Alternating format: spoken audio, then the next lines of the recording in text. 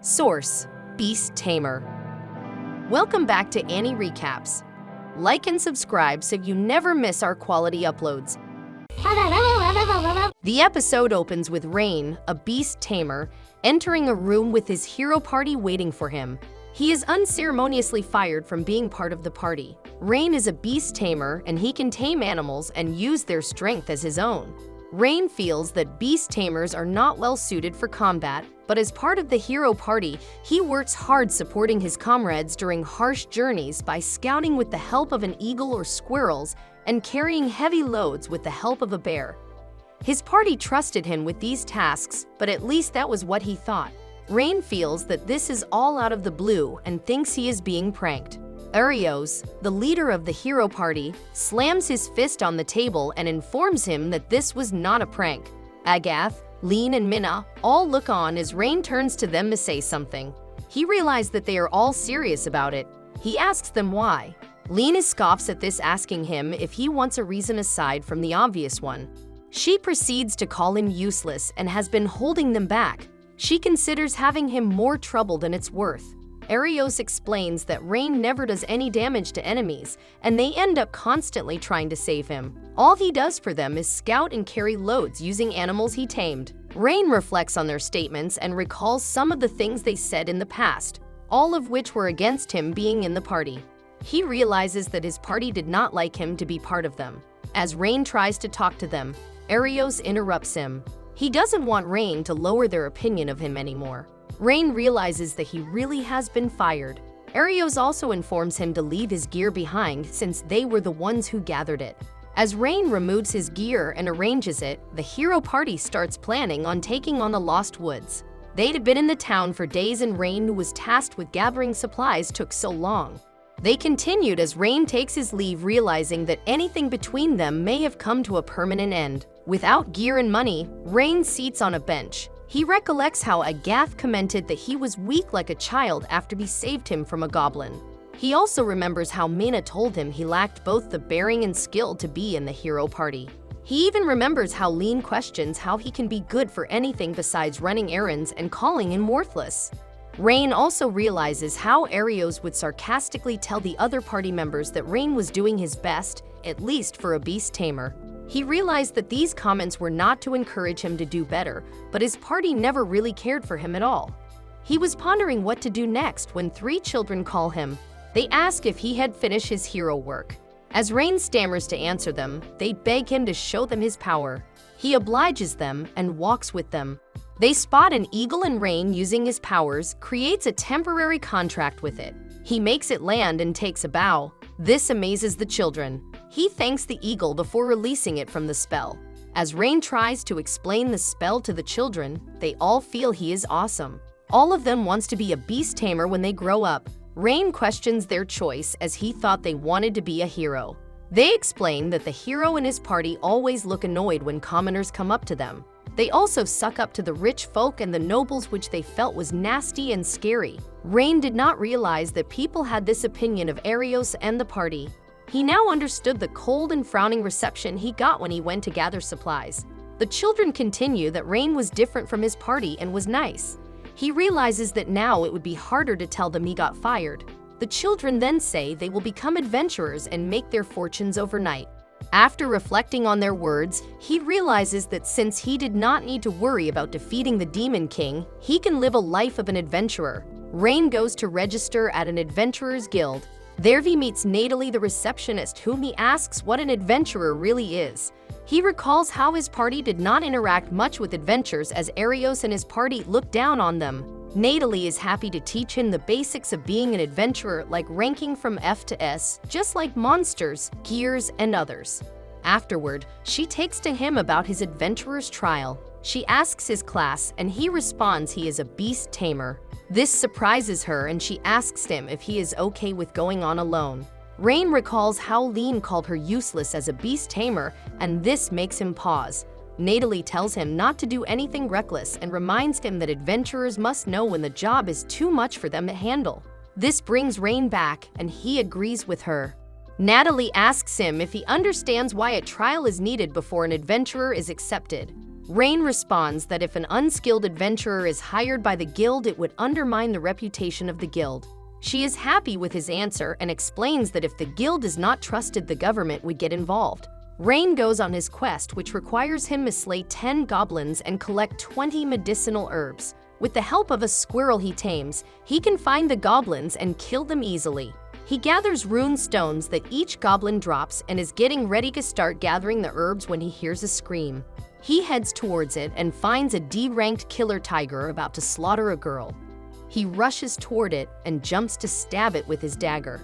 His dagger breaks against the tiger's thick fur. The tiger throws him off. He lands on his butt with his broken dagger beside him. He realizes that he didn't have a chance against the tiger. As the tiger turns its attention to him, he is resigned to the fact that he may die, but at least he will be able to distract the tiger long enough for the girl to escape. He shouts at the girl to let her leave. To his surprise, the girl stands up and jumps high in the air. She lands her leg on the tiger's back, killing the tiger instantly. Rain stands up and asks who she is, noticing her cat ears and tail.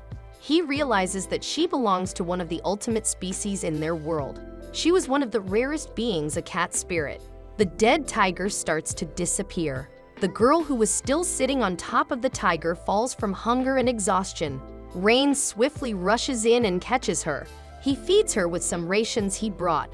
As the girl eats heartily, he recalls how the cat spirits are on the verge of extinction, and they have no magic but possess very evolved athletic abilities, making them the ultimate in the world. After eating, she introduces herself as Canaday. Rain also introduces himself and tells him that he is in the middle of his adventurer's trial. He asks her what she was doing in the forest. Canaday tells him that the cat spirits live in a remote mountain and keep mostly to themselves.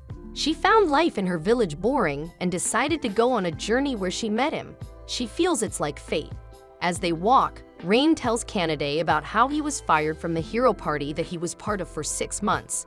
While telling his story, he realizes that he feels relieved after telling her everything he has been keeping inside. Suddenly, Canaday stops walking. She is upset by his story and says that the hero should not have fired such a nice person. She was mad, but Rain was okay with his situation now. He knows that what they said of him being a hindrance may have been true and staying in the party would not have been good.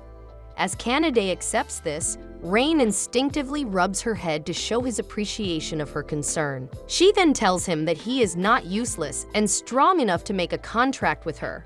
She knows this as she felt a surge of energy while he was fighting the tiger. Only a handful of people could tame cat spirits. Rain bites his finger to draw blood and start the enchantment. He starts casting the spell and asks her to state her name to acknowledge the contract. She does, and the contract is formed with a rune forming in her palm. Canaday is happy that they are bound together and they shake hands together. Canaday pulls Rain as they run towards town. Rain happily reflects on how he was a beast tamer kicked out of a hero's party who had no goal or comrades, and now has an ultimate species working with him. At the Adventurers Guild, Rain submits the items that he gained from his quest to the guild receptionist Natalie, who informs him that he's passed his adventurer's trial. With that, he's now recognized as an F-ranked adventurer, and he's given 50 copper coins for completing the quest. Natalie also states that although the payout is paltry, once Rain completes more quests, he'd rank up and earn more money. Rain notes that he'll need lodging, and to achieve this, he would need to earn more money. Later, Rain meets with Canaday in the cafeteria, where he informs her that he's an official adventurer now. He asks her if she'd like to accept a quest, and Canaday happily accepts. A random man then approaches them and takes an interest in Canaday. When the man tries to court Canaday, she refuses him, claiming that she belongs to Rain because he's her tamer. Finding it hard to believe, as cat spirits is one of the ultimate species, the man challenges Rain to an arm wrestling contest with Canaday as the prize. Despite his hesitancy, Rain accepts the challenge and instantly wins, much to his surprise. Just then, Natalie arrives and, after observing the situation, apologizes to Rain and notes that the guild was aware of the man's antics and was considering suspending his license. Taking care of the man, Natalie formally apologizes on behalf of the guild. However, her inner voice leaks out when she asks Rain how he managed to tame Canaday. This makes both Rain and Canadae shudder in fear. She regains her composure and apologizes again. Rain then wonders how he became so strong, and Canadae explains it's because he made a contract with her. This resulted in his strength to amplify. Rain's strength is believed to be as strong as Canadae's, and Rain is a bit surprised by this as no one back in his village had this experience before. Excited to take on a new job, Canadae's hopes are extinguished when they do herb gathering again. Canadae complains that they should be doing a more extravagant job. However, Rain explains that because of his F rank, they're only allowed to complete basic jobs, although psyched to do her best so they could gain more experience and rank up. Rain forms a temporary contract with some horned rabbits to collect their quota of herbs. As despondent over this as Canadae was, she hears screaming off in the distance, and Rain suggests they check it out. At the location, an old man and his mule are surrounded by a group of bandits known as the Ebon Fangs. Hiding behind a nearby bush, Canadae informs Rain of the Ebon Fangs' infamous reputation as a brigade of bandits with 100 members to their rankings. Although Canadae believes they should fall back and get help, Rain refuses and thinks they should take the bandits on themselves.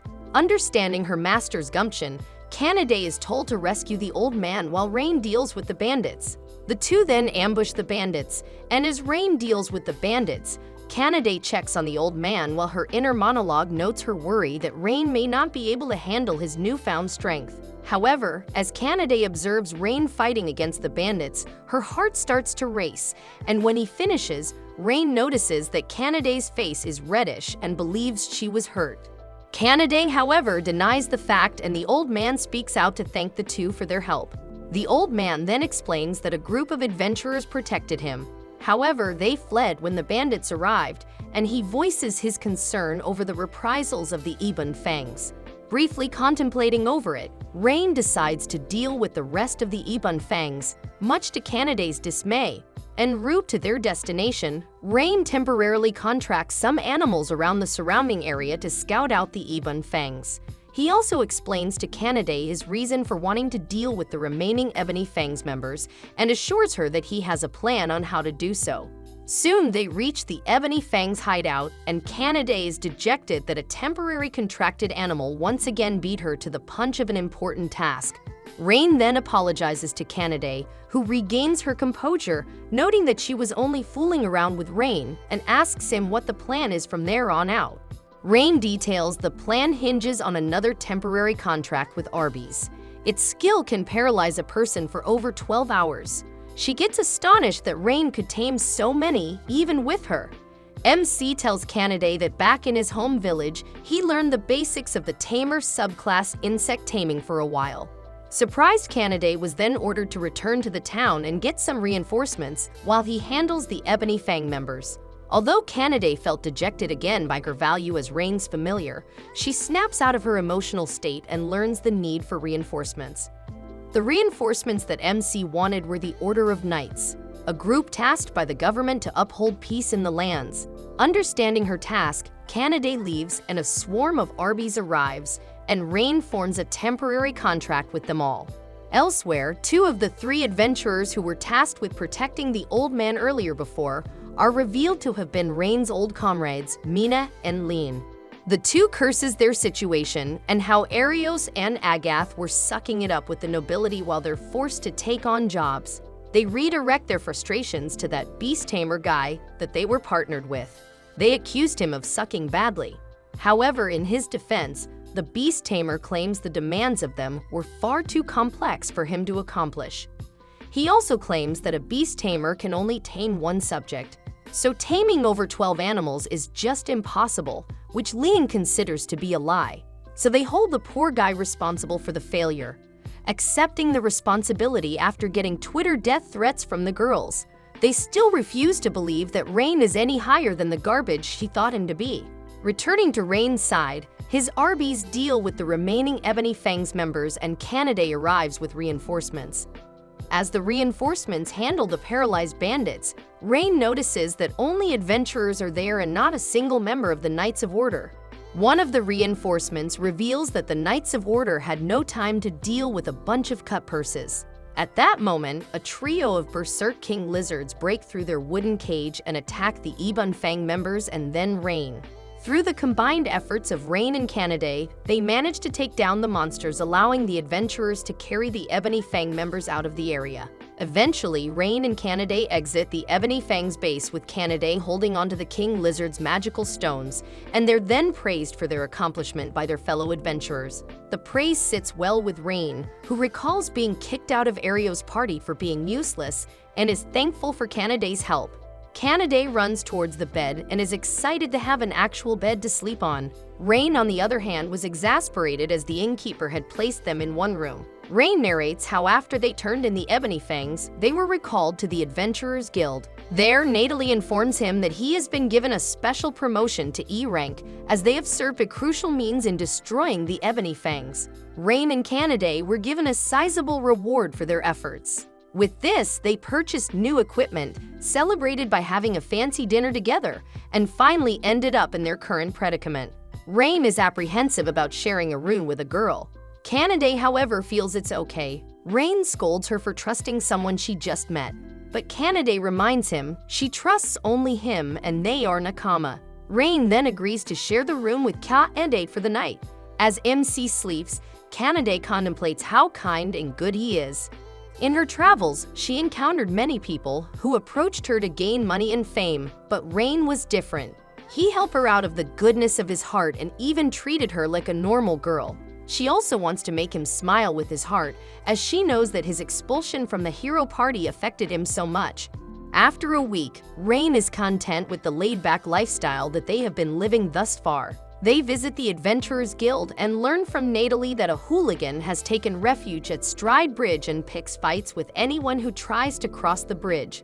People have started calling him the guard dog of Stride Bridge. No one has yet been killed, but fewer people have been using the bridge. Enticed by the 5 gold rewards, Rain accepts the quest and immediately heads to the bridge with Kanade. Arriving at the bridge, a red dragon flies overhead and lands in front of them. She transforms into a female humanoid and proclaims her desire to fight them. Surprised that the red dragon is a woman, Rain asks if she's the noted guard dog of the bridge. She confirms and introduces herself as Tanya, a dragonoid, one of the ultimate species. Tanya was using the bridge as a training ground. Kanade explains to Rain that it's a rite of passage for dragonoids to travel alone when they turn 15. Tanya confirms this. Tanya then openly challenges the two to a match to make her stronger. Seeing that she would not leave the bridge unless they fight, Rain and Kanade agree to the challenge. The battle starts with Tanya throwing a punch at Rain, who is barely able to defend against it. Impressed by this feat, Tanya then breathes fire at the two. Rain warns Kanade to evade it. She dodges it, but her tail catches fire. This angers her and she attacks Tanya.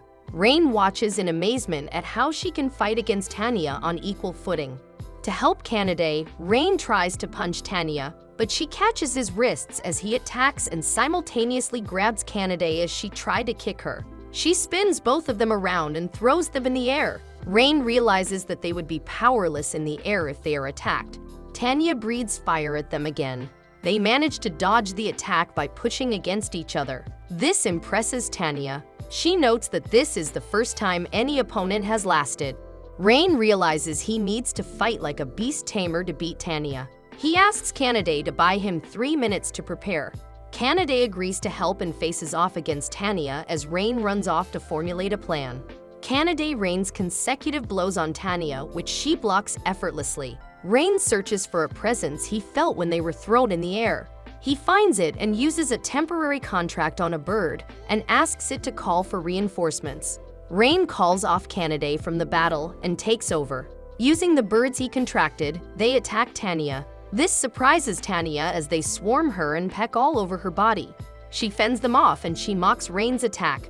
Rain approaches her and she suddenly becomes immobilized. Rain then reveals that the birds are called pedo and are poisonous. Even a dragonoid like her would be paralyzed after an attack from a flock. Tanya surrenders, unable to fight any longer. Rain asks her to come with them so they can talk her into not using the bridge to pick fights.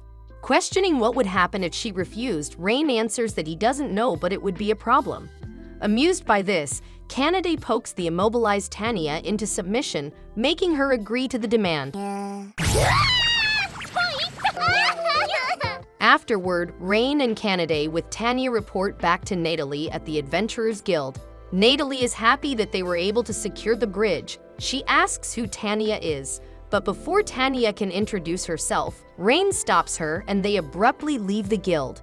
Outside, Tanya draws attention to herself, and both Rain and Kanade stop her from revealing she's a dragonoid.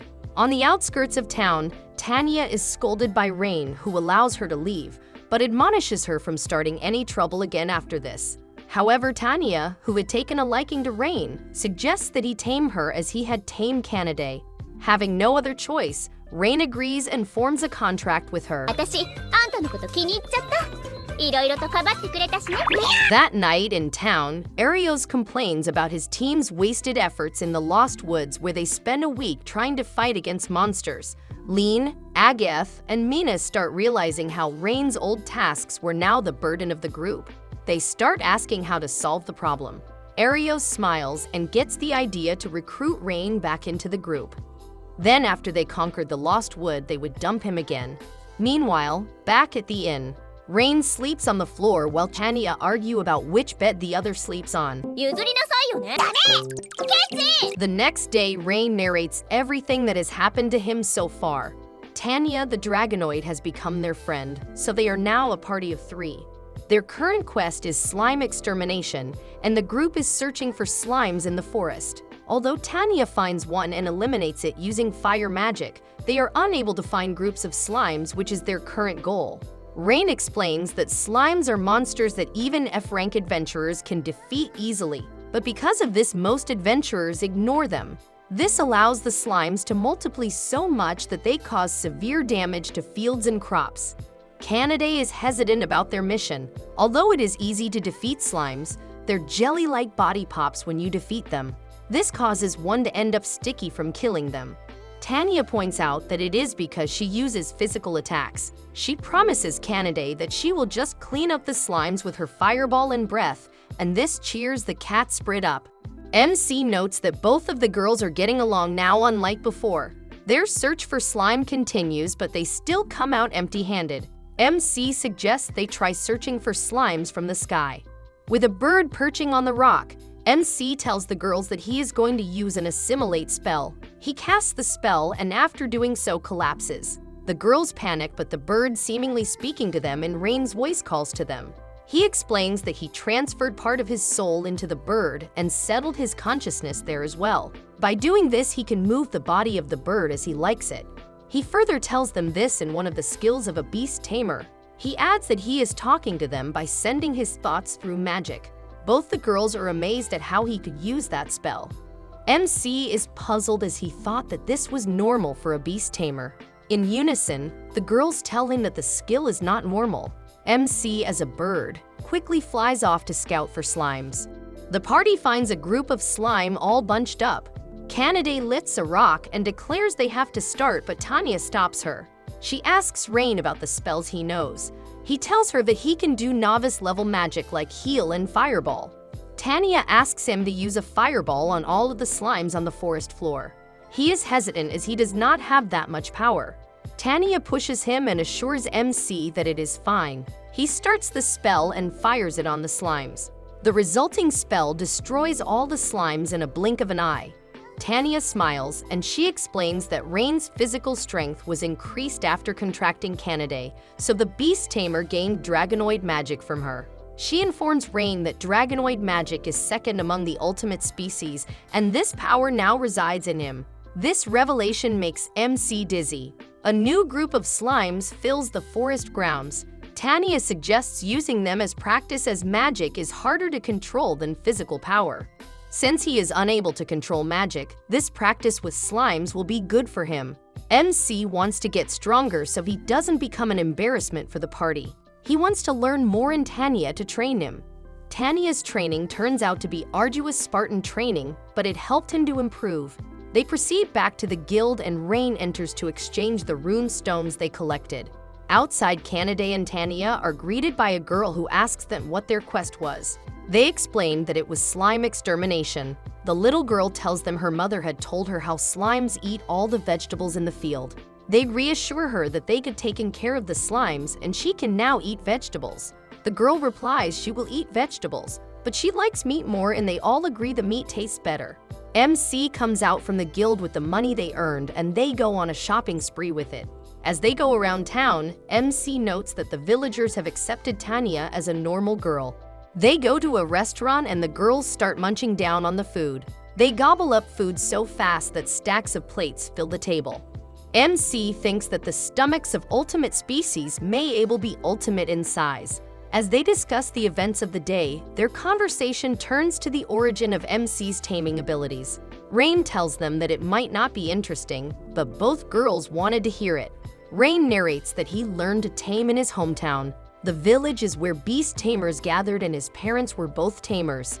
As he grew up, he naturally learned taming as he learned about the world around him.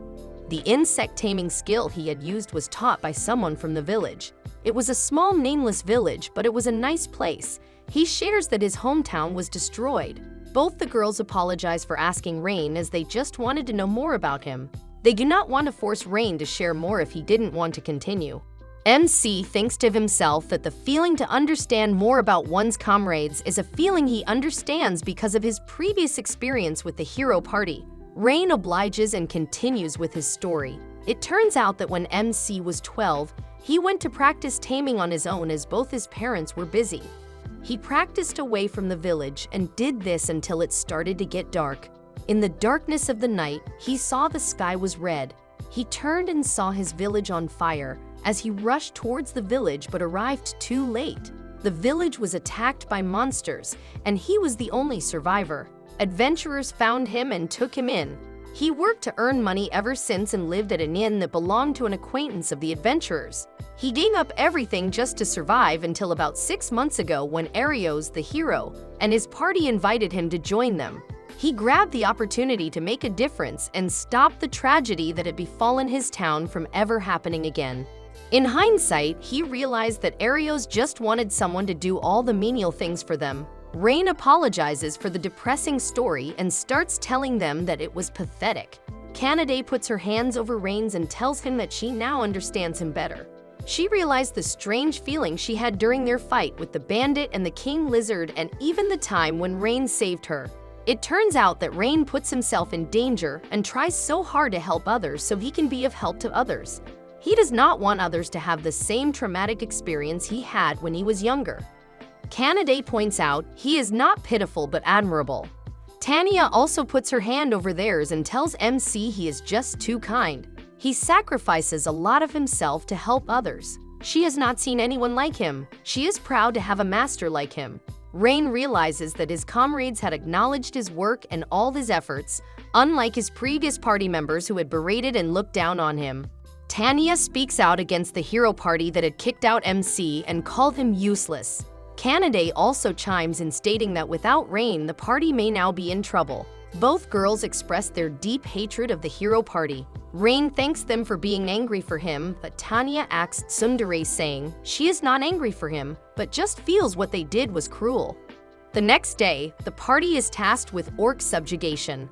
Orcs, according to Rain, are E-rank monsters and are smarter than goblins because fight with weapons. The two girls decide to have a contest who kills more orcs. Tanya uses her fire breath magic to eliminate several orcs at once. This stuns Canadae, but they continue with the quest. As they kill one monster after another, Tanya comments that at their pace, they will finish the quest in no time. MC reminds both of them that they should still be on guard as they are just beginners and do not have much experience. They might encounter something unexpected. Tanya brushes this off all and declares that a dragonoid like her will never lose to the likes of the lowly orcs. She rushes off as Canadae goes running to catch up with her. Rain looks on and hopes that nothing bad happens. They continue killing orcs. One of the orcs tries running, so Canadae shouts at Tanya to take care of it. Tanya swings her tail and impales the orc on its tip. She notices an orc on the ground and wonders how she missed one. She approaches it to kill it with her fire magic. The orc suddenly grabs her ankle and tips her over. She falls on her butt, but is still able to eliminate the orc with her magic. another orc appears from behind her and stabs at her. MC blocks the knife with his arm and Kanade finishes the monster off. Tanya panics at the amount of blood caused by the knife wound. Rain calms her down, saying he has healing magic. He uses heal spell and the wound vanishes. Tanya guiltily looks at Rain, but he assures her that he is fine. They gather the rune stones from the orcs they killed and go back to the city. After MC steps out of the guild, Kanade tells him that she left and did not look so good. Tanya seemed to want to be alone for a bit. Tanya turns out to be on a bridge contemplating the events that day. Her thoughts are interrupted by the little girl they spoke to yesterday. She was curious about what Tanya had defeated that day.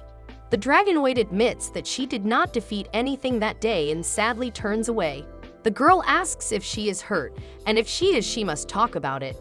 Tanya thanks her for the advice and the girl leaves. Tanya realizes that she had made her friends worry. She was too confident as a dragonoid and let her guard down despite being reminded by Rain. She doesn't know how to face them again. MC appears and asks her what is wrong. Although hesitant at first, Tanya eventually apologizes for what happened.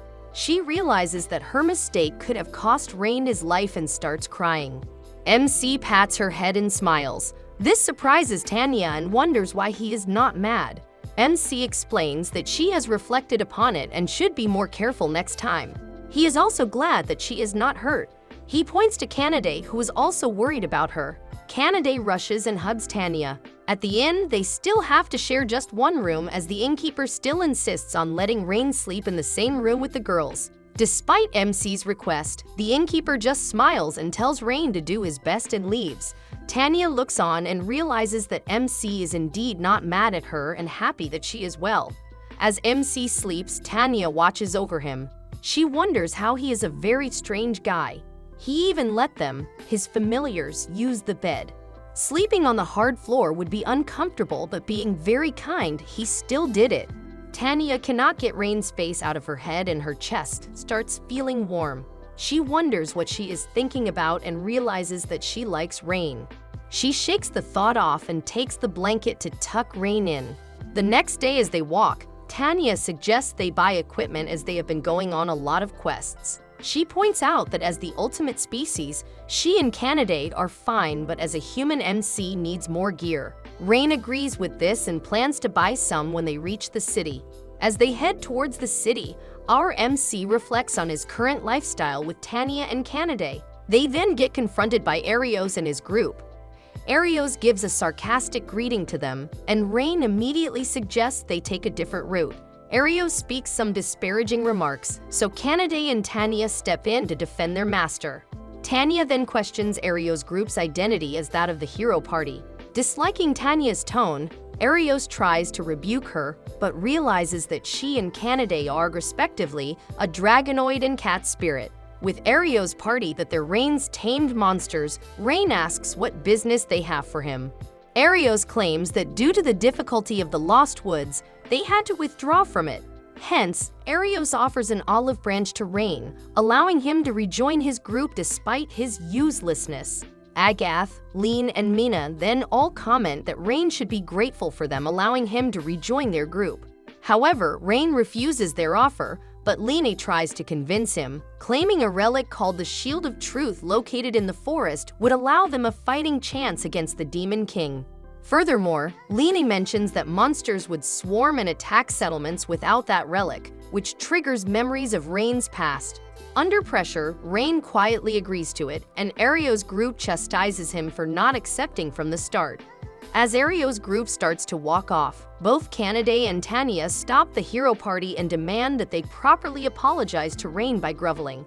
The suggestion shocks the hero party, and Tanya threatens to incinerate them with her breath.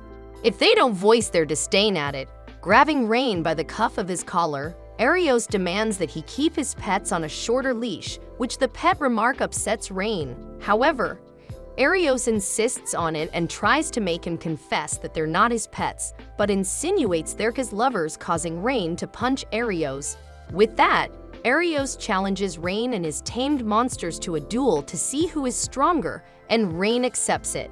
In separate locations, Kanade faces off against Agath, Tanya faces off against Mina and Lean, and Rain faces off against Arios. Kanaday's fight starts first, and Agath is happy that he has to fight against an ultimate species such as her, and Kanaday vows to beat him up and make him apologize to Rain. On the other hand, Agath has no intention of doing so.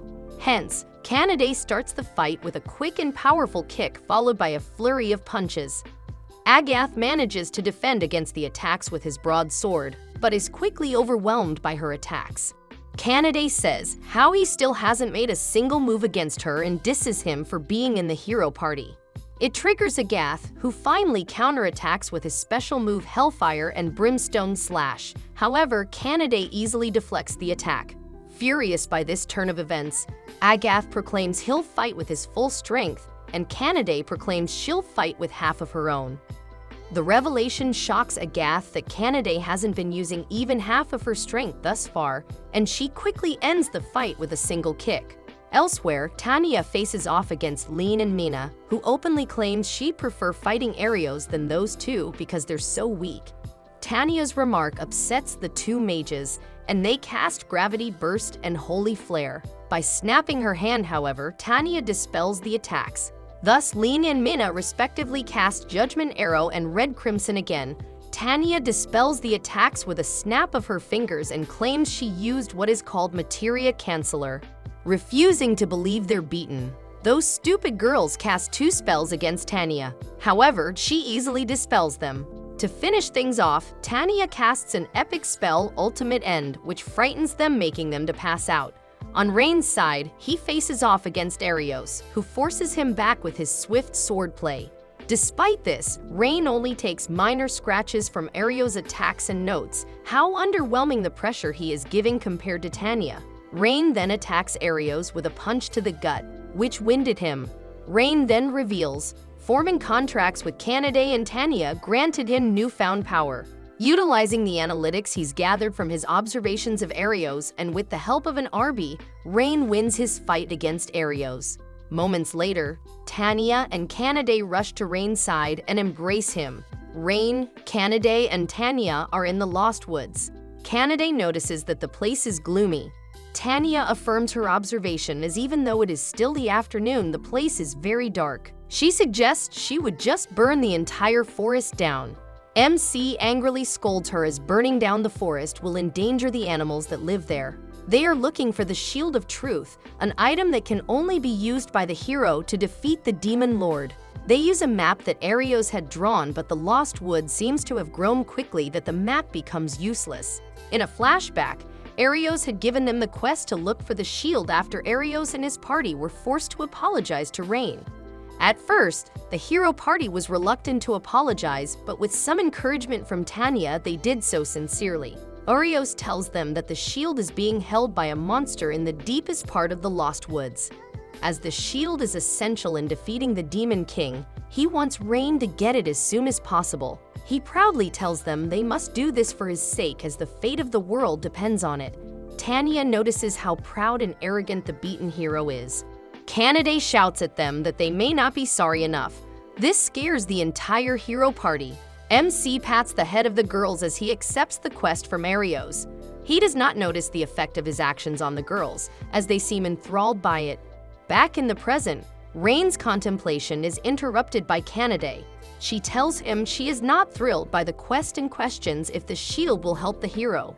Tanya also pipes in that even without the hero party, she can defeat the Demon King. Rain this time pets the girls' heads, which makes them both blush. Tanya asks why he is doing it. MC apologizes, immediately saying it's a habit of his. Kanaday meanwhile softly says it's okay. He tells both of them that he is very happy that both of them got angry in his place, but he tells them he will help Arios. Being the hero, he is the only one who can beat the Demon King. Both girls feel that he really is very kind, but is willing to help him with the quest. Rain whistles to call down a bird. He uses his Assimilate spell to once again fly out to search for a path. From the air, he sees how expansive the forest is. He sees a narrow hidden path that connects to the deepest part of the forest. He returns to his party, and they start on the path. He shares his discovery with them, and Kanaday immediately sets out. Tanya and Rain call her back as she doesn't know the direction they have to take. After traversing the path for a while, they find a marker they could place to note the midway mark of their journey. Kanade wonders if they had taken the wrong path. MC negates this as he had shared the information he got from the birds in the sky. All of them couldn't be wrong. Tanya also believes they took the right path. She suspects that there is magic in the woods that fools them. She casts a material search spell and pink orbs of light rise from the ground and starts leading them forward. They'd arrive at a clearing with a large tree in its center. Tanya explains that there is illusionary magic placed in the forest with the tree as its center. This is why they end up walking in circles. As Tanya continues to explain the effects of the magic, Kanade gets dizzy from all the information. The Dragonoid tells them that the spell is like a barrier of protection. She requests Kanade to split the tree in half. She is hesitant to do this, and both start arguing. Rain steps in to stop them. Tanya tells her that since the tree is acting like a barrier, they need to take it down. MC asks Tanya if she can just cast a spell to destroy the barrier. He wants to preserve the tree. However, since the magic used is a powerful one, she would need a long time to undo it. Kanade notes that the hero might make fun of Rain again if they take too long. She decides to do it, but MC objects. Kanade does not hear him and starts to wind up for a powerful punch. As her punch nears the trunk of the tree, she hears a voice asking her to leave. This stops her in her tracks, and she trembles as she asks to whom that voice belongs to. The voice keeps repeating the order to leave the forest, and this scares Kanade. She retreats behind MC as a fairy emerges from the tree. Upon seeing this, MC narrates that a fairy is also an ultimate species like dragonoids and cat spirits. They are experts in magic and are even stronger than dragonoids. 200 years ago, fairies stopped appearing in front of humans. He recalls how fairies were the first inhabitants of mountains and forests. Humans started to cut down forests and thus became their natural enemies. A battle was fought, and the fairies eventually hid deep in the forest from any human contact. Ever since the war, fairies despise humans. Rain greets the fairy, but she repeats her message to leave. All of his attempts to communicate are rebuffed by the fairy saying that they should leave. If they do not leave, she will show them the extent of her power. With this warning, the party decides to make a run for it. 実力で排除します。一度引くぞ。追ってきてない？ああ、大丈夫そうだ。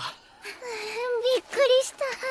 Tanya was surprised that she would attack them suddenly. Kanade also notes that fairies are known to be a gentle race. MC explains that it is strange for fairies to even show themselves. They start discussing the possible reason for the fairy's strange behavior. Tanya observes that she only appeared when Kanade was about to destroy the tree. Kanade then realizes there should be a monster holding the shield of truth inside the barrier. She only appeared once as they tried to destroy it. Rain is puzzled. However, he also did not believe fairies would work with anyone at all. Tanya insists that since they are in a hurry, they should just destroy the barrier and continue their quest. She suggests that she will use her magic to fend off the fairy while Kanade destroys the tree. This way, they will not need to defeat the fairy, but this plan does not sit right with MC. He decides to try talking to the fairy again. Both of them are surprised by this plan and start to convince him otherwise. MC reasons out that they were surprised and took a fighting stance when they saw the fairy. He does not want to use force to attain their objective. He reasons that if they do not show hostility, it will be fine. Both girls let out a sigh of exasperation and realize Rain is being too kind again. MC faces off with the fairy with Kanade and Tanya staying far back. He greets the fairy who still insists he leaves. He explains that they just need something from the deepest part of the forest. The fairy starts to attack, and Rain tells her it's okay for her to attack him as king as it will make her trust him. He then tells Kanade and Tanya not to attack. The fairy summons arrows and aims them at MC. He waves both girls back as he braces himself for the attack. With a bead of sweat running down his cheek, he recalls how countless times as a beast tamer words were inadequate. It was facing the beast as himself that his true feeling and intentions reached and tamed them. The arrows fly toward him and hit him in several places. MC does not move, which surprises the fairy. He again tells her she wants to talk. The fairy questions if he is human, as humans were the ones to destroy their homes. MC counters this by saying he is human, but not all humans are the same. There are some good people also. Still unconvinced, she launches another barrage of arrows. Tanya and Kanade pull MC back and stand in front of him. The fairy sees this and dissolves the arrow before they hit. Rain questions why they intervened. Kanade says that she is angry, and Tanya also points out he is not persuading at all and is just being plain reckless. Addressing the fairy, Kanade attests to Rain's good intentions. She also shares how he saved her and continues to help people around the city. Tanya also vouches for Rain's character. She notes that it was Rain who objected to raising the Lost Woods at the start of their quest. It was also Rain who tried to stop Kanade from destroying the tree. The fairy lowers her hand and stops her attacks. She notes how weird MC is. She tells them she is Sora, and it is the first time she has met people like Rain. She lands and offers her hand to Rain. She decides to listen to them. Upon hearing that they are looking for the Shield of Truth, she explains to them that she made the barrier to protect their fairy village. She cannot remove the barrier as the path ahead would lead them to the fairy village and not to a monster guarding the shield. It turns out that the fairies are guarding the shield as part of a pact made by the fairies with the previous hero. Tanya points out that the hero, Arios, had been misinformed by fake news regarding the shield. Sora asks them to wait, and she teleports away. When she returns, she hands them the Shield of Truth. Rain tries to give Sora something in return for the shield, but she declines his offer. Tanya declares they have completed their quest, and Kanade excitedly invites them to go back to the city. Rain reluctantly agrees and thanks Sora before leaving. She then reminds them to leave immediately as they have no other business there. As they leave, Sora turns towards them and seemingly wants to talk to them. She sighs and turns back. Rain stops and turns back to Sora. He asks her if there is anything she needs. MC explained to the puzzled Sora it's a feeling he gets. He assures her it's okay to talk about it no matter how small. He reminds her that she gave them the Shield of Truth, so they might be able to help her if she wants it. Sora is hesitant to get them involved, but MC again reassures her. No matter how dangerous it would be, they are willing to help her. Before she can refuse again, Tanya interrupts her, saying that is Rain's nature to be overly kind. And once he wants to help, he will pursue it until he finishes. Kanade also assures Sora that they are willing to help. They are strong despite their appearance. Sora is finally convinced of their trustworthiness and shares her dilemma. Her twin sister Runa, who has been guarding the tree with her, has been kidnapped. A monster who claimed to be part of the Demon King's army attacked them. They tried to run but were caught by it. They tried fighting it, but their magic did not affect it. The monster took Runa. Rain asks what kind of monster would defeat fairies. Sora reveals that the monster was called Shadow Knight. MC realizes that the C-rank monster has a skill that nullified magic attacks, so only physical attacks would beat it. Fairies, being only focused on magic, are outmatched by the monster. Sora continued that the Shadow Knight demanded that she remove the barrier in exchange for Runa. She could not do it, so she ran and asked for help from the village head. However, he only told her to give up on Runa and that it was their fault they stepped out of the barrier. Kanade and Tanya both interjected that the reply was too cruel. In tears, Sora says she understands the village head's reasoning, the life of the entire fairy race or her little sisters, but she still refuses to give up on her sister. MC wipes away her tears. He comforts her that she had tried her best. He knows he had been worried and uneasy all this time. Rain stands up and promises her that they will save her sister, protect the fairy village, and defeat the Shadow Knight. This overwhelms Sora, and she hugs MC while crying her heart out. In the lair of the Shadow Knight, Runa is tied up and imprisoned under his watchful gaze.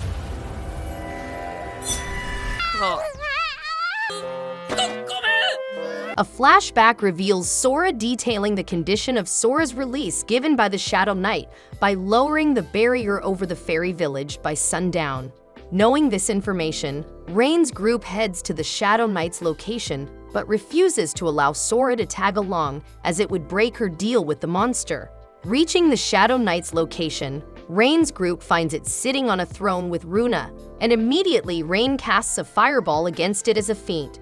It allows Kanade and Rain to land a few blows against the Shadow Knight, who realizes that Sora sent Rain's group and then attacks Runa. However, Tanya protects, releases her from her captivity, and flees the scene, carrying her away. After forming a temporary contract with some Arby's to act as a distraction, Rain casts Boost on Kanade, who utilizes her bolstered power to defeat the Shadow Knight. After Rain's explanation of the boost spell to Kanade, Tanya returns to them, still carrying Runa in her arms. Tanya also notes her perplexion about how Rain knew a powerful lost art, but he claims everyone in his village was privy to it. As Runa awakens, Rain informs her that Sora had asked them to rescue her, making Runa feel relieved. Afterward, Runa embraces Sora, and the two thank Rain's group for their actions. A brief scene concerning Runa's crude thoughts about Rain and Sora's reprimanding of her sister occurs, leading Rain to believe they're polar opposites. Although Kanade had hoped Sora and Runa would return to their village, Sora notes that since Runa had been excommunicated from there, she wants to distance herself from there. Having no place to go or adequate knowledge of the outside world, Kanade invites the fairies to join them. Rain allows it and forms a contract with the two. Later that day, Rain meets the heroes' party so he could finish the quest to find and give to them the Shield of Truth, while this party secretly watches. However, Arios is flabbergasted. He realizes that it took Rain's group only 2 days to retrieve the shield, and yet it took his own group 2 weeks and was unable to succeed. With Arios refusing to acknowledge the Shield of Truth was real, Rain suggests his group examine its authenticity. Lena casts appraisal on it, which shocks everyone in her party that it's the genuine shield. Arios notices the 2 new faces in Rain's party. Not wanting to create a scene where 2 fairies are in a human settlement, Rain demands his quest reward and is given his 20 gold coin reward. Before Rain could again sever ties with the heroes' party again, Agath stops him and asks if he'd be interested in rejoining the party. Despite Arios' agitation over the offer, Agath realizes the team's inadequacy without Rain's support. Mina and Leon both reluctantly agree with Agath's suggestion and ask if Rain would accept his offer. However, Rain refuses as he's content with his current life. Agath entices him with fame and fortune, but Rain still refuses them. Once Rain had left, Agath, Mina, and Lena opine their disdain for Rain refusing their offer. They leave Arios, who was still embittered by his defeat against Rain. He was still agitated and vows to eliminate him. Elsewhere, underneath a tree, Rain explains to his party the legend of the first hero who defeated the Demon King. Apparently, only one with the blood of the gods can be the hero and have unrestrained potential called Limit Break to be capable of defeating the Demon King. Arios was thought of as fairly weak compared to Rain, and Sora notes that he could be the real hero, going on to explain his accomplishments by taming everyone in his party. Kanade then suggests that Rain should tame more spirits, which would grant him more than enough power to defeat the Demon King, and Tanya concurs. Rain feels that the idea is crazy. He notes the responsibilities and how he's only managed to achieve everything thus far thanks to all their support. Although, Rain doesn't completely dismiss the idea as it's far too early to decide on such an endeavor. The others pledge their support no matter what he will ultimately decide. The next day, Rain wakes up after a blanket falls on him. He sits up and sees all the girls sharing the bed. He wishes that a room becomes vacant soon to accommodate their party. Everyone wakes up to start breakfast. With the new additions to the team, the fairy twins enjoying their food quite nicely. They begin to discuss Rain's equipment as he has mostly been relying on his contracts with animals and fighting bare-handed in combat, which wasn't practical in a long run. Rain especially agreed to this as he recognizes the need to become stronger to protect his most precious comrades in battle. Walking through the streets, Sora and Runa were feeling rather skittish and shy from the people around them since they were somewhat recluse from society, not to mention that they were hiding their identity as fairies. They eventually came across a bunch of the people in town, a pair of adventurers that once challenged Tanya at the Stride Bridge, coming to pay their respect and admiration towards Tanya as an adventurer. Then Kanade came across a lady selling fruits and received an apple from her in gratitude for carrying boxes of apples in the past, something the fairies were taken aback due to Kanade's racial superiority. Finally, a group of children came around and teased Rain for having a party composed of main women and gaining another pair of brides for his harem, making him a bit flustered. This would allow Sora and Runa to open up a bit towards them, but Sora's mischievous side would start to get the best of her, almost casting magic that would reveal her fairy wings if it wasn't for Rain's and Sora's interference. The party arrives at the best weapon shop in town, under Tanya's recommendation. It was owned by a rather intimidating dwarf named Gantz, who allowed me to look around the shop.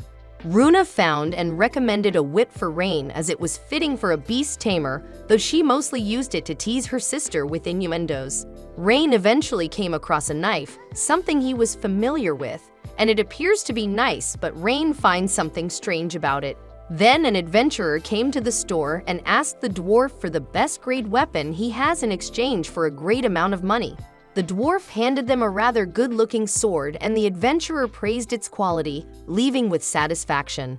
As the customer would leave, Rain started questioning the dwarf on the quality of the weapons in the shop, recognizing that they only looked rather good, but is lacking functionally as weapons in battle. Laughing, Gantz revealed that the majority of the weapons he was selling were mass-produced and crafted somewhat with ease. Runa accused the dwarf of scamming his customers for low-quality goods, but Gantz backed up his costs due to his dwarven craftsmanship. He claims that selling weapons that were at least better than average despite their craftsmanship. However, it was nothing compared to the weapons he made with great effort, which he only sold to those he deemed worthy, thus testing his customers with a shop filled with good-looking weapons but was somewhat lacking in quality. Gantz revealed himself to be a rather principled artisan in crafting weapons and often finds himself disappointed whenever his work is chosen and treated poorly by his customers, especially after putting so much effort into crafting them. This earned him a friend in Tanya, who shared the same sentiments as an excellent warrior. Gantz then wanted to question Rain on how he was able to recognize the weapon's quality as he made them hard to distinguish. Rain explains that as a beast tamer, he had developed great observation skills from taming animals, and it turned into a habit that he would use for everything and not just animals. This earned the dwarf's respect. He wanted to make MC a special weapon, but unfortunately, he ran out of mithril to use. The dwarf used to have a supply mined from the mountain he inherited from his ancestors, but he seems to be having trouble finding any recently. Rain and his party offered to investigate in exchange for a weapon, turning down the reward for gold coins. They arrive at the guild to accept the request. They heard the news that Rain's former party is looking for new members, making Rain somewhat gloomy upon remembering the past. Fortunately, he was comforted by the company of his team members and strived to move on, introducing 2 new members to the guild receptionist Nathalie, though with some misunderstandings involved. As the party begins its journey, the twins have a bit of a hard time due to their lack of stamina and the warm weather. Deciding to cool down at a nearby lake, all of the female members take a swim. Rain takes a break after taming 2 squirrels to warn him if the girls are in danger. The girls take their clothes off and cool down at the lake. The twins note that Canaday and Tanya have bigger melons compared to them. Runa feels that compared to their melons, Canaday's and Tanya's are enormous. She asks how she can make her melons grow as large as theirs. I don't know guys, maybe they should just use spells to help enlarge their melons. This would solve their problem. What do you think? Canaday comforts the twins saying their melons will grow in time. Tanya jokes that maybe they won't. Runa chases her and splashes water on her. Sora tells her to make them look so desperate. Runa falls in front of Sora and splashes her with water. Sora gets mad and starts chasing Runa. Suddenly, a fish mistakes Canaday's tail for food and bites it. She screams and Rain wakes up. He notices that the squirrels are not alarmed but decides to check on the girls. He rushes to the lake and gets ready to fight. To his surprise, he finds all 4 girls naked with Canaday's tail wiggling with fish. He obviously takes a full minute to admire the view before blushing and turning around. All the girls are stunned and scream out. MC profusely apologizes after being able to see all of them. He's just sad because he failed. No Nut November challenge. Runa tries comforting Sora as she cannot believe Rain had seen her naked. MC promises to do anything for their forgiveness. Canaday and Tanya approach him and ask if he is serious about doing anything. MC hesitantly agrees, but Tanya pokes his head, only to tell him to act normally. She says it was embarrassing for her to be seen naked. Kanade adds that Rain had rushed in because he heard her scream, so Tanya feels that Rain's intention was noble, and they should not feel awkward about it. All the girls agreed with Tanya. MC thanked them for being so understanding. Tanya invites Rain to take a dip as well to help cool him off. Maybe this is because of all the heat he feels after taking a peek. Rain, without thinking, passes on the opportunity. I don't know about you guys, but to take a bath with 4 beautiful women, are you really going to say no? The group continues on with their journey without any other incidents. Arriving at the mines, Rain theorized that there might be people illegally mining the mithril and was planning to do some scouting first. However, a bird circling in the sky starts squawking and alarms 2 people who come out and check. Rain decides they should attack them and get information from them. However, Tanya and Kanade use too much force and both bandits get knocked out. Rain scolds both as he warned them not to go overboard. Kanade feels guilty and says nothing, but Tanya asserts that the guy had moved and hit her fist.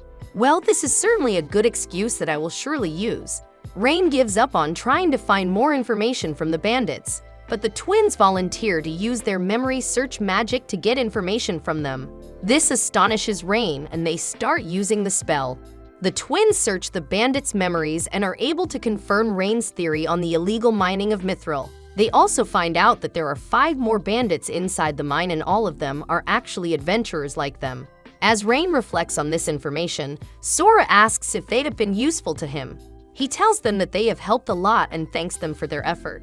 Runa demands that MC should pet them. This puzzles MC, so they explain that Kanade and Tanya had told them that the way he pets them makes them feel that they are getting an exclusive or rare item, although Rain is unconvinced by the effect of his petting.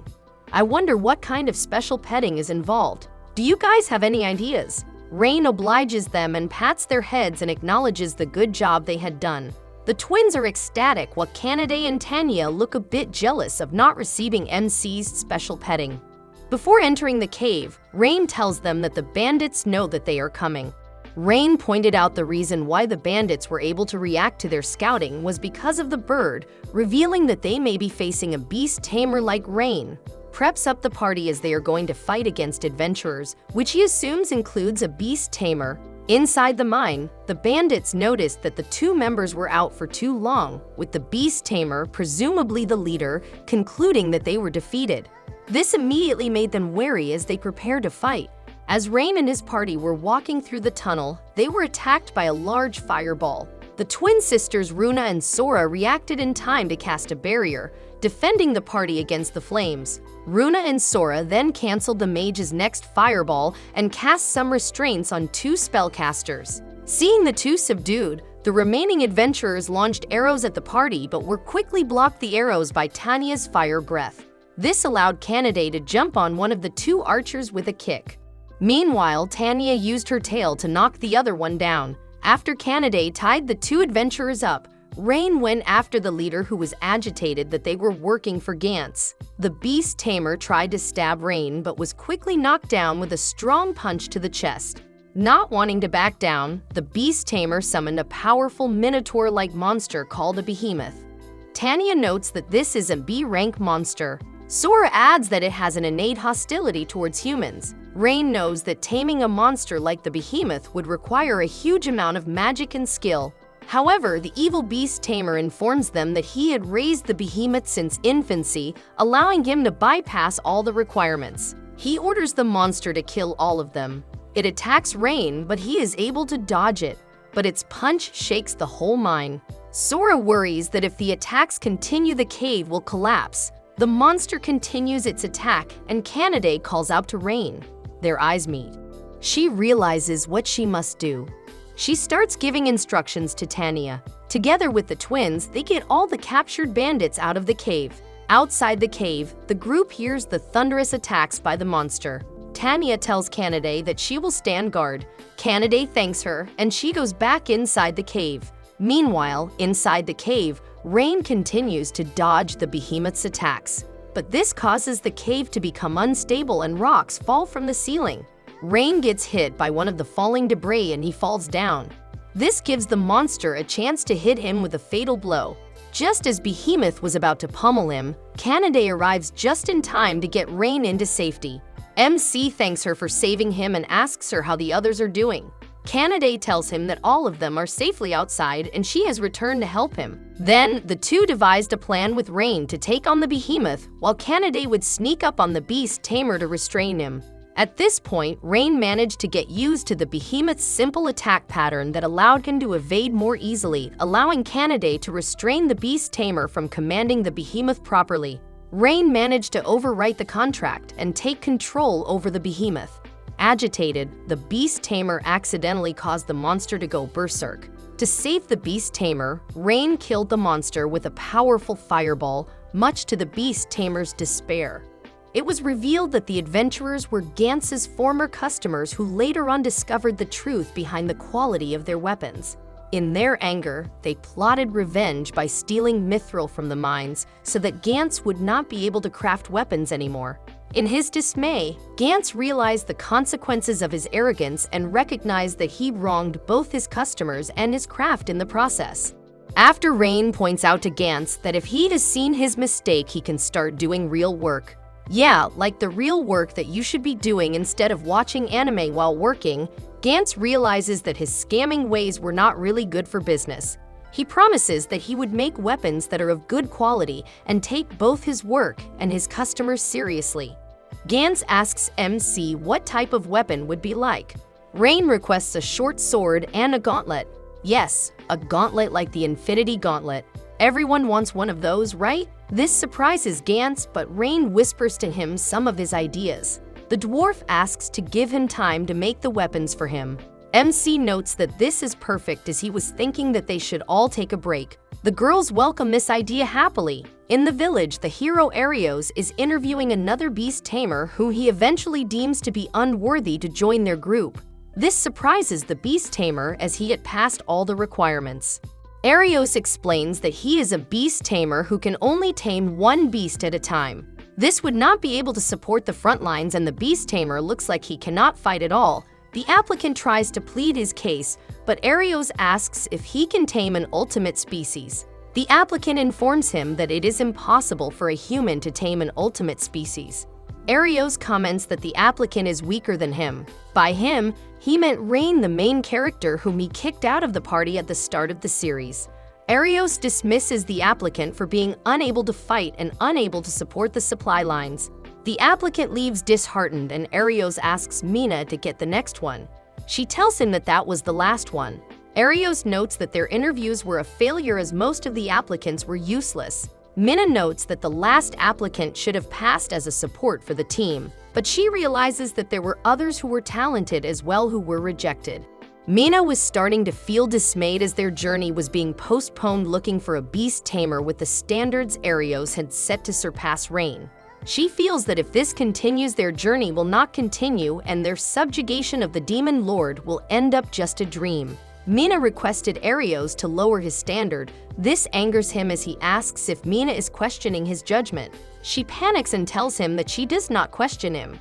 Deep inside, she realizes that ever since Rain left them, Arios has started becoming angrier and has even turned his wrath on her. For the sake of her duty and faith, Mina endured his anger and conceded to him as he is recognized as the hero. She appeases him by affirming his correct judgment and she takes her to leave, but she reminds Arios of his duty as the world's savior. He brings out a rather ominous ring with a terrible plot in mind. The next day, Rain arrives at the guild to ask about the situation regarding the illegal miners.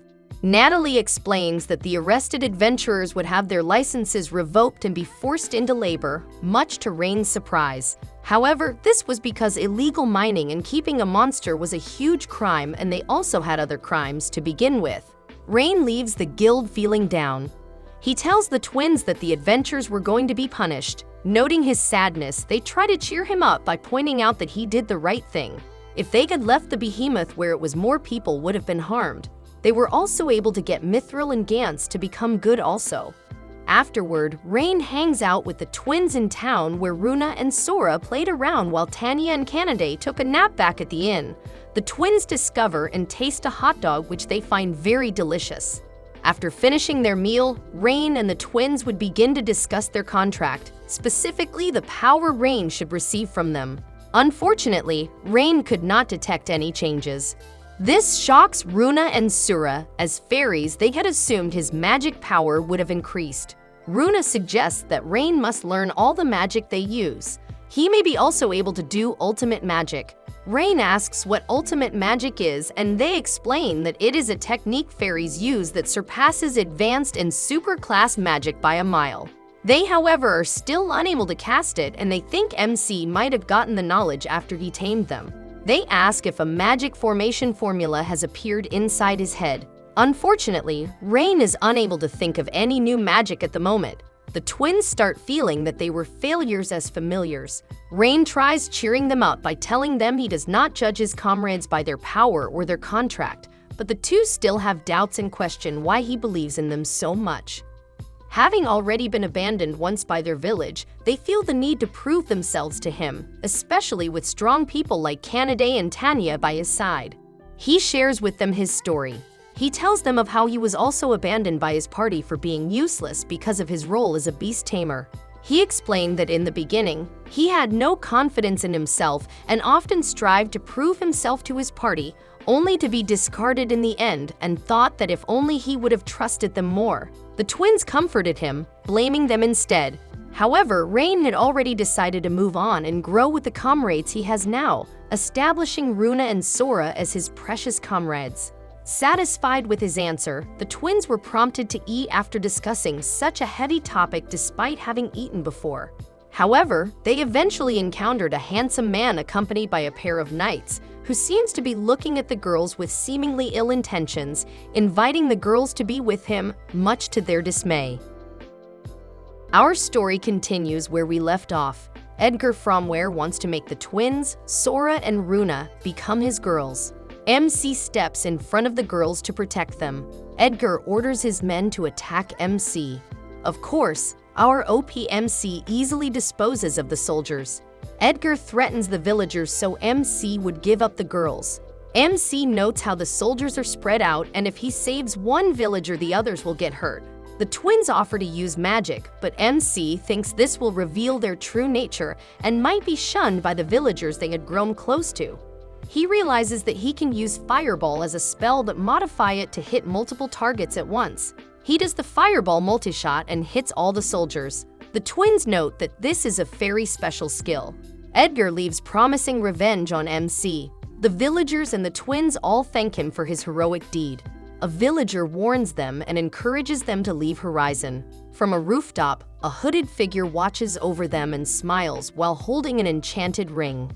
At the inn, the twins share the events with Kanade and Tanya. They assume that MC got the power from their contract with him. MC now has the fairies' magic proficiency together with Tanya's powerful magic. MC reflects on how the townfolk have it bad with Edgar running the town. They wonder why the Order of Knights would not take action. Tanya suggests she just burned down the Lord's mansion, but MC advises caution. MC wants to save everyone but feels he is not a hero. He also does not want to put the girls in danger. Kanade reads his thoughts and tells MC that they want to save everyone too. They all decide to save the town. At night, Edgar informs his father he will take care of everything. Captain Gilade of the Order of Knights tells Edgar he will take care if there would be complaints about what happened. Edgar asks him to investigate Rain and throws him a bag full of coins. He rings a bell and a girl comes in. He grabs the girl and takes out his frustration on her by beating her up. She passes out while begging for someone to help her.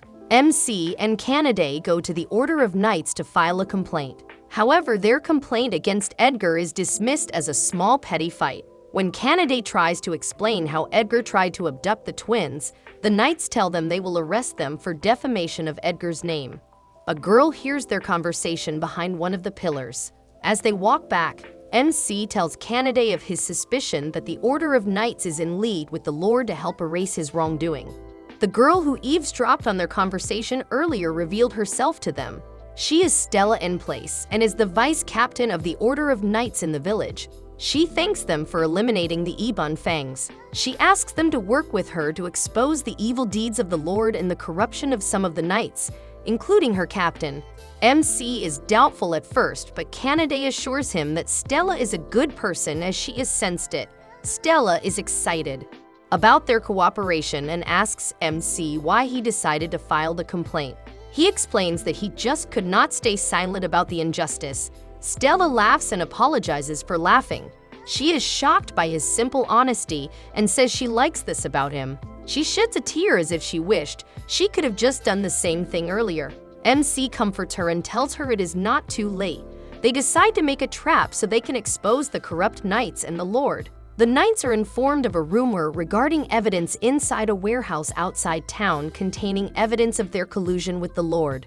Gallet decides to go after it as its exposure will end his career and Edgar's. They break into the warehouse and are trapped inside by the twins. MC takes down each of the knights one by one with the help of the weapon the dwarf crafted for him. He targets Gallet, but he is able to block it. Stella tells Gillet to give up as Kanade, Tanya, and some loyal knights have already taken control of their headquarters where the evidence of their corruption is. Stella asks MC if he can finish off Gallet for his betrayal of the Knight's Code. They charge at each other and Stella emerges victorious. Back in the mansion, Edgar beats the girl again after learning of what had happened. The girl turns out to have 3 foxtails as she lies on the floor. Edgar plans on counterattacking his enemies with 100 men he has, but a hooded figure appears. He tells him he also hates MC and gives him an enchanted ring that draws on negative emotion for power to help him kill MC. The girl turns out to be an ultimate species also. She is a demigod who resided in a village surrounded by loving people before being captured. Stella and the knight go to the Lord's mansion to investigate the Lord. The guards block them and ask what happened to Gallet. They are informed that Gallet and his subordinates have been arrested for their corrupt deeds. They still refuse to let the night pass. Kanade and Tanya appear and inform them that the old corrupt knights have been replaced by true knights headed by the upright and beautiful Stella. This presentation is so comical we just had to put it in. Who does an introduction like that in the middle of a battle? Stella brushes them off and the battle starts. Inside the mansion, Edgar looks on. Kanade and Tanya break through the gates and Edgar smiles at their arrival. He plans to kill MC so they will lose the will to fight and become his property. Meanwhile, MC and the twins sneak inside the mansion to save the kidnapped townspeople. The twins use a material search spell to help locate the townsfolk. They go over their plans to rescue the villagers, capture Edgar, and gather evidence of the Lord's corruption. They find the villagers in the basement, but also locate an ultimate species. MC asks the twins to save the villagers and he will go investigate the ultimate species as he thinks it might be the ace Edgar is holding. The twins start to object, but MC pats their head, which silences all their complaints. Okay, if this would work for all the women, we might achieve world peace. But who am I kidding? Patting a girl's head never stops an argument or their complaining. MC tells them to use teleportation to save the villagers, but warns them this will expose their identity as fairies. They separate and MC finds the girl locked in prison and opens the gate. He heals her and tries to calm her down. The girl introduces herself as Nina and gives MC a hug. Nina narrates that she was captured by Edgar in the village by using the village children as hostages. He gave her an enchanted slave collar and starts beating her once she puts it on. Edgar seems to have the demented idea that if the girl has the power of the gods and he controls the girl, he is now a god. My English teacher will point out his logical fallacy there. MC past her head and tries to remove the collar. Nina moves away as the collar has strong magic in it. MC assures her and starts to work on the collar. Being a beast tamer, he knows the spell on the collar must be the same spell he uses, so he just tries to overwrite the controls. He gets electrocuted for his attempt and Nina wants him to stop. She reasons out that no one will be sad if she goes away as there was no one left from her village. MC tells her that he will be sad and so will his harem. Oh sorry, he meant friends. MC concentrates and uses the strength he got from Kanade, the magic power from Tanya, and the magic control from the twins. MC screams at the effort and successfully removes the collar before collapsing into Nina's arms from exhaustion. In the battle in front of the mansion, Tanya complains about holding back her powers and wished she had joined the infiltration team. But Kanade points out she is not fit for that team as she tends to use a lot of force. The mansion guards decide to use the hostages against them, and this stops Kanade and Tanya. The twins attack the guards with their flame spell and knock them out. They have completed their goal of teleporting the hostages to safety, so they do not need to buy them time. This invigorates Tanya and Kanade, who decide to go all out on the other guards. Stella leaves them to arrest the Lord. Edgard angrily looks on from the window. His father asks what is happening as Edgard was left in charge of everything. Edgar advises his father to run while he stays to destroy all the evidence. The enchanted ring gives off an ominous dark energy. The girls find MC carrying Nana. In unison, they say that MC has brought in another girl. Perhaps they meant another addition to MC's harem. MC is taken aback and tries to explain, but they say they were just kidding. Sora explains how it was strange for a demigod to appear as they usually do not show themselves. Runa shows the irony of Sora noting this as they are shut-in fairies. Kanade feels the fluffiness of Nina's tail and assures her that she will be safe with them. Stella admires how MC had tamed a new ultimate species again. They catch the Lord trying to escape and MC uses his gauntlet to tie him up. Edgar comes and uses the ring on MC. A Grim Reaper appears and uses a scythe to attack MC. It pierces MC before Kanade could stop it. The hooded figure laughs at the sound of Kanade's screams. The mysterious figure is revealed to be the hero, Arios, who leaves after MC gets hit. MC opens his eyes and is surprised to see that nothing has happened. Sora explains the epic magic Deet Scythe was used and would usually mean instant death to any living being. They all wonder why it didn't work. Runa decides to test something on MC by engulfing him in poison. This shocked everyone, but she explains MC had received 2 powers when he contracted the fairies, one of which is the ability to nullify any status effect. Sora, though, angrily chokes her for not telling them of her plans to try to poison MC. Their argument scares Nina, but Kanade puts her at ease. She explains that the twins are usually like that. Edgar observes them from above as they banter. He is angered by the turn of events and his hatred triggers the ring, and it engulfs him in dark magic. MC uses a fireball skill to hit it, but the dark ooze becomes a cocoon for the monster it was hiding underneath it. It reveals itself to be the monster that had destroyed MC's village. It promises to kill them all as thanks for releasing him. MC, although stunned at first, steals his resolve for the next fight. The monster senses more people in the town and it decides to fly away and attack it. MC realizes its target. He is once again scared about what will happen to the others, but they again rally behind him. MC asks Stella to care for the townsfolk and Nina. She tugs at MC's sleeves, telling her desire to go with them. As she does not like violence, MC asks her to stay and not force herself. Kanade, Tanya, and the twin assure her, and she reluctantly agrees to be left behind. The monster attacks the town as the villagers scramble for cover. Kanade hits it from behind and he crashes to the ground.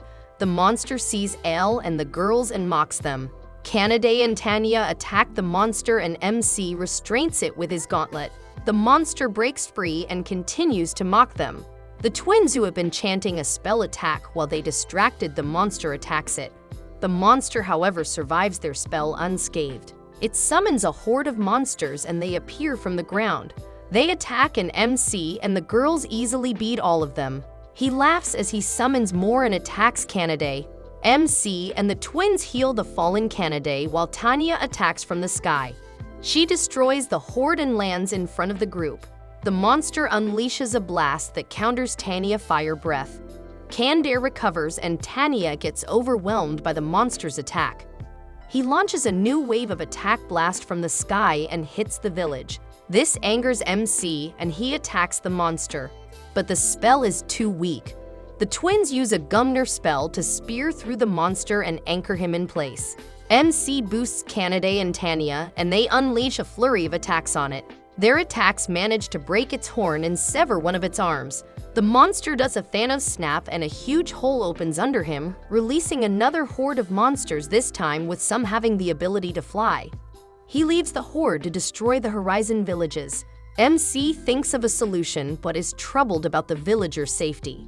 The twins offer to teleport the villagers to keep them safe while MC and the others take on the monsters. They assure MC that it would be okay for their identities to be revealed as the others from the mansion already knew it.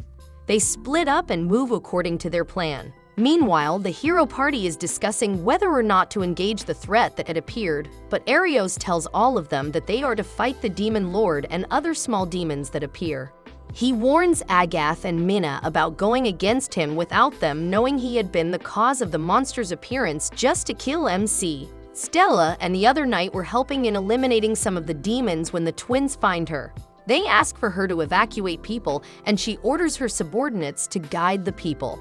Nina wonders if it is okay for her to do nothing while the others are busy protecting the village.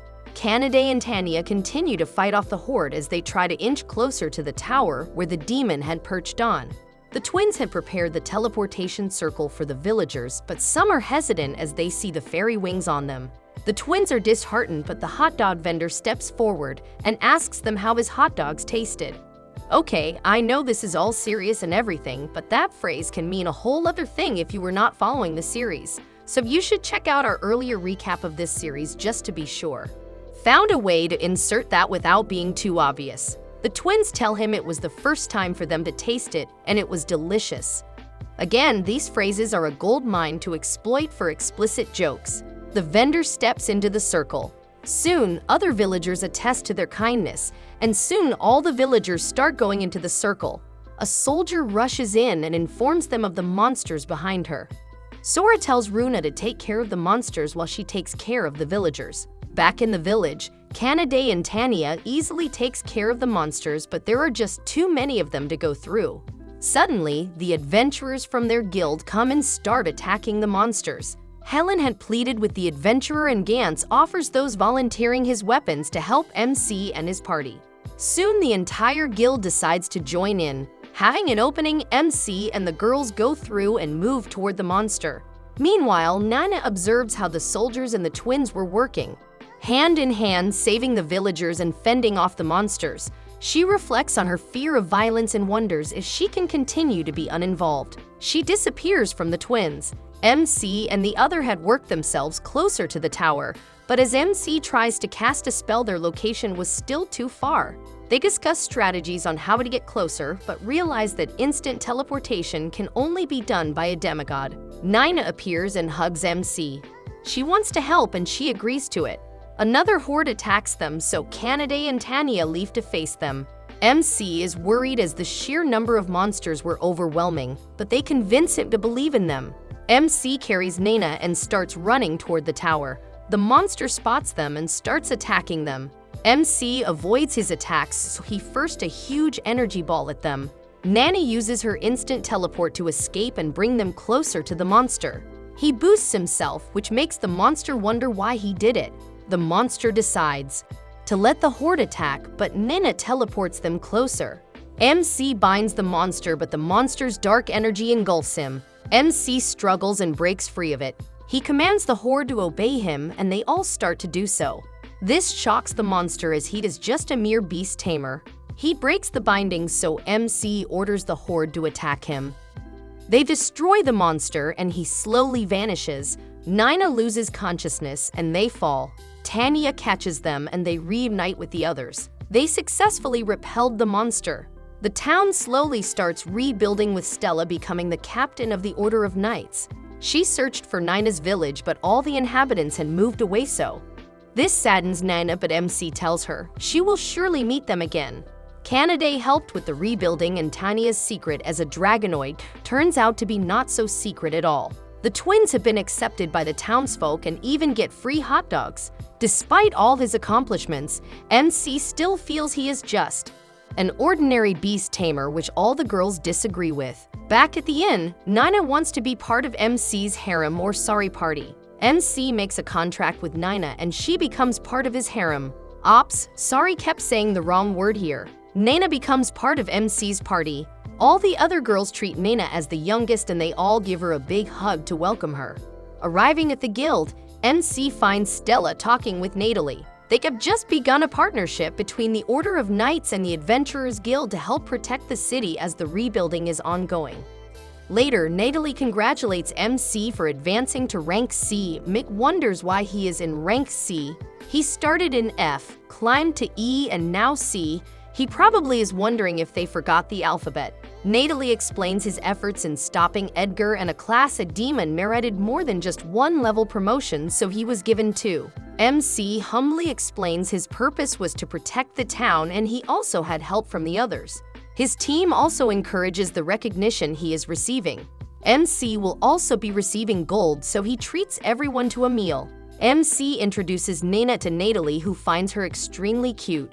MC shares with Natalie his dilemma of having to squeeze his harem heir team into one room at the inn. Natalie suggests they buy a house and they all decide to go house hunting. Wow, having a house all to yourself with beautiful girls surrounding you as your harem heir team is probably every guy's fantasy, or maybe just most, not all. Natalie shows them different houses just like a real estate agent. The last house they see was perfect for them, but Natalie informs them that there is a ghost haunting the house. Canaday panics as her physical attacks are useless against ghosts. Natalie decides to regale them with tales of the horrors the ghosts bring. For someone trying to sell the house, she sure is not doing a very good job at it. With good price and the beauty of the place, they decide to investigate the house. Before purchasing it, Natalie agrees and allows them to investigate while she does not enter the house. Okay, this is a bad sign for our heroes. The spooky house creaks with each step and the dust make Nina sneeze. A surprised Canaday squeezes Tanya's tail. Good thing it was just the tail. Imagine if she had been holding something else like a banana. Suddenly, the furniture starts moving on its own and they start hearing a voice telling them to go away. A ghost appears and the twins use a spell, but it dodges it. Canaday is so scared that she is immobilized with fear. Tanya notices that the ghost cannot attack them. They start discussing about it and the ghost looks for a new victim. It notices Canaday and decides to scare her.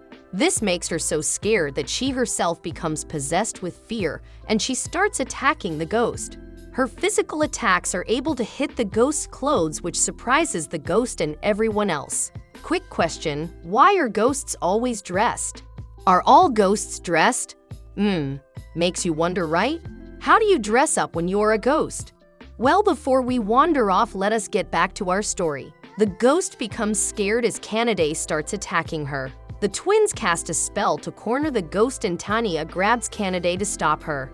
MC decides to talk to the ghost, but it charges at him. MC orders it to stop and the ghost stops at his command. The ghost is unable to move. MC explains that there was a phantom tamer in their village. This village of MC is full of surprises. What kind of tamer do you think MC will refer to next? Comment below so we can see and laugh when more episodes come out.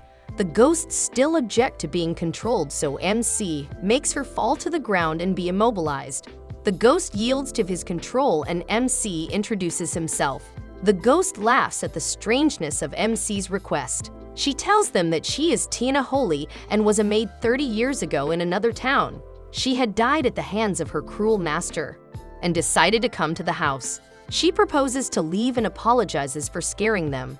MC asks if Canaday is still afraid of Tina. She admits that she was not anymore, so MC ends up inviting Tina to stay, maybe as another addition to MC's harem heir team. MC buys the house and Natalie happily notes how MC contained ghosts too. Canaday informs Natalie Tina the ghost is preparing for a housewarming party with the help of everyone. MC and Canaday leave the guild to go shopping for the things they need. In the market, the hero party arrives and asks a merchant for a week's worth of provision. Arios informs the merchant that since they do not have money to pay, the merchant can consider it as tax. The other member starts gaslighting the merchant by saying how thankful he should be for being able to help the hero and how it is the will of God. Agath even goes as far as telling the merchant that even if the goods were of poor quality, they will accept them as they had no choice. What a bunch of Karens! The merchant flat out denies them and calls them a joke. As they had not helped when the town was being attacked, he refused to help them.